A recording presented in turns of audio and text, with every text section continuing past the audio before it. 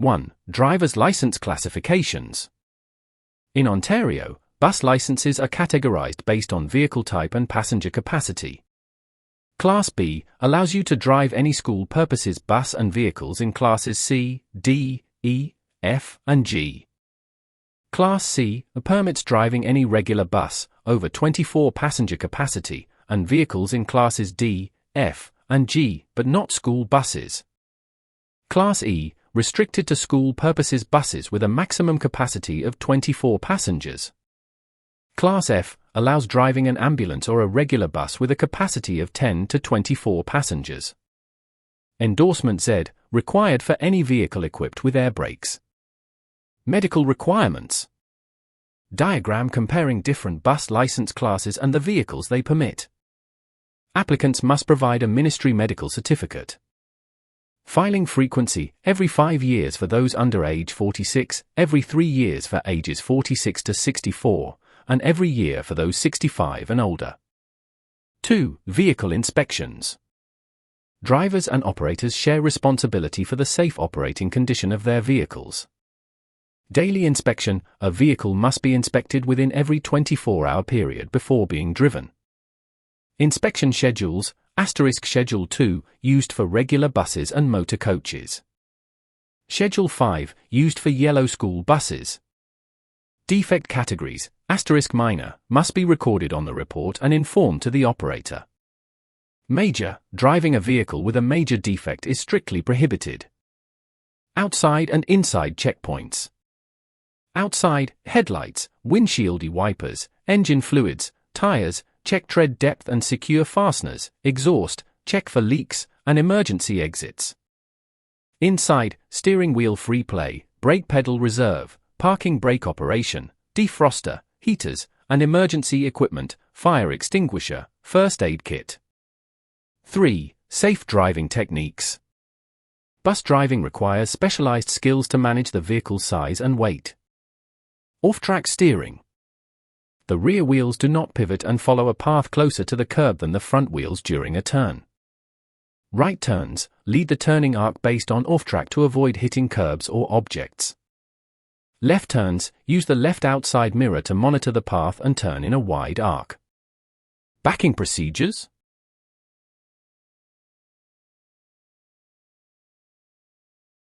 Safety priority, avoid backing whenever possible by planning routes in advance.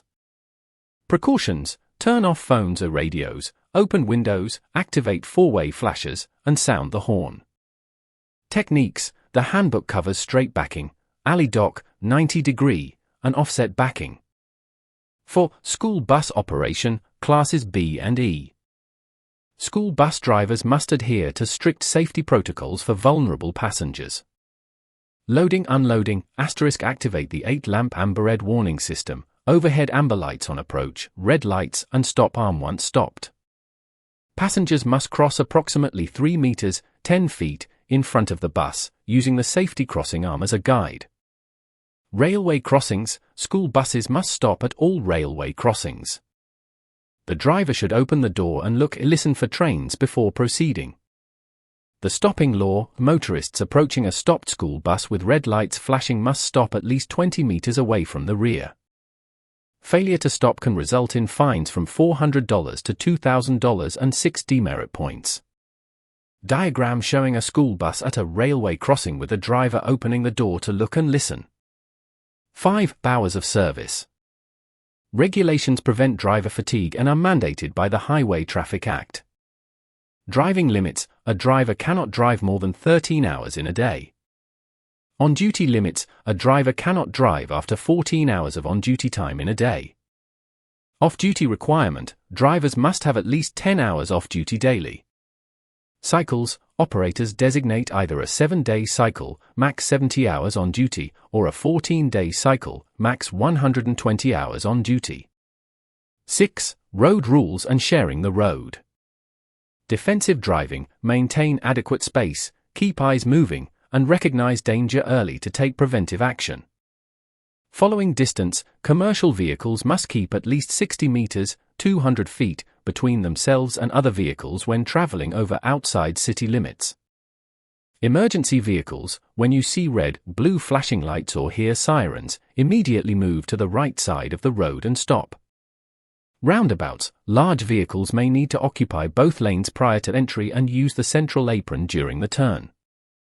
Diagram of a bus entering a roundabout, occupying 2 lanes for safety.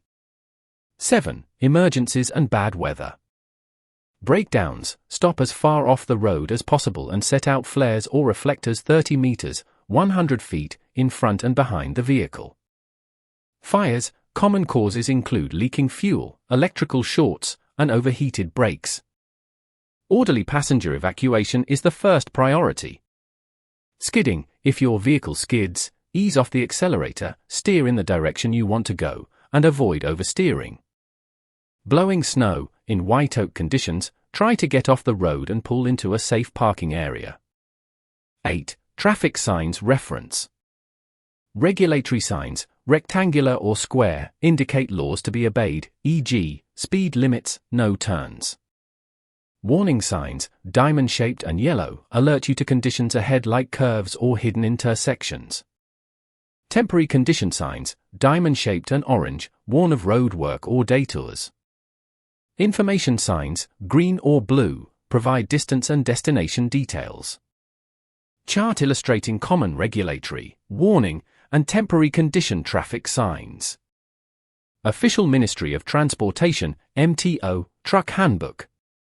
1. Driver licensing and requirements. Commercial licenses are categorized by the type and weight of the vehicle and trailer being operated. Class A license permits the operation of any tractor-trailer combination where the towed vehicles exceed a total gross weight of 4,600 kilograms, 10,000 pounds. It also covers Class D and G vehicles but does not allow for motorcycles or buses carrying passengers.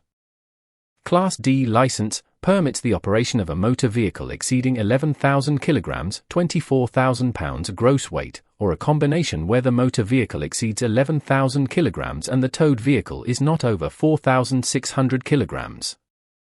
Medical requirements. Applicants must provide a satisfactory medical certificate upon application and periodically thereafter, every 1 to 5 years depending on age.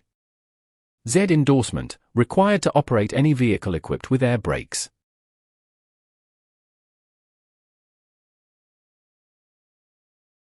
Two. Commercial Vehicle Operators Registration, CVOR.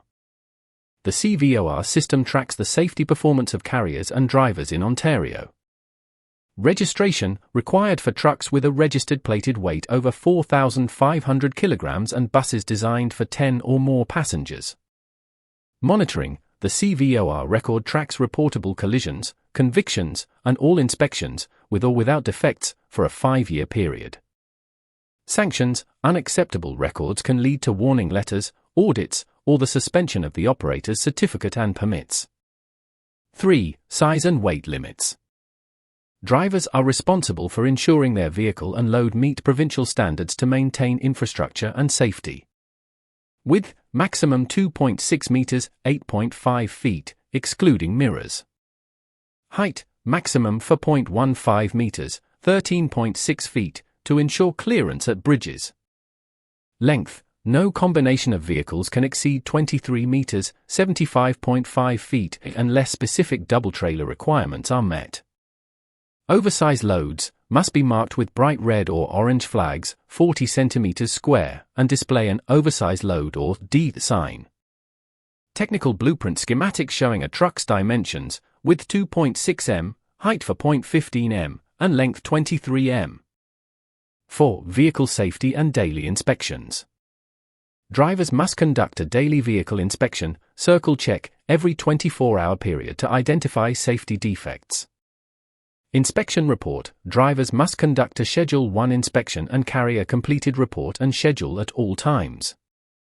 Major defects. If a major defect, e.g., out of adjustment air brakes, insecure load, broken springs, is found, the vehicle must not be driven until repaired.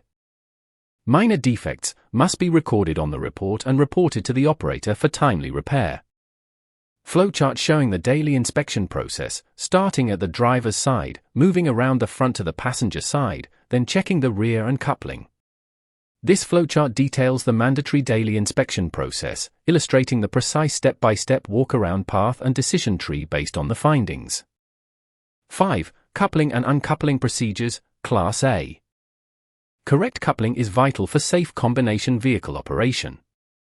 Tug test. After engaging the fifth wheel, perform a tug test by stretching the tractor and trailer to confirm they are locked.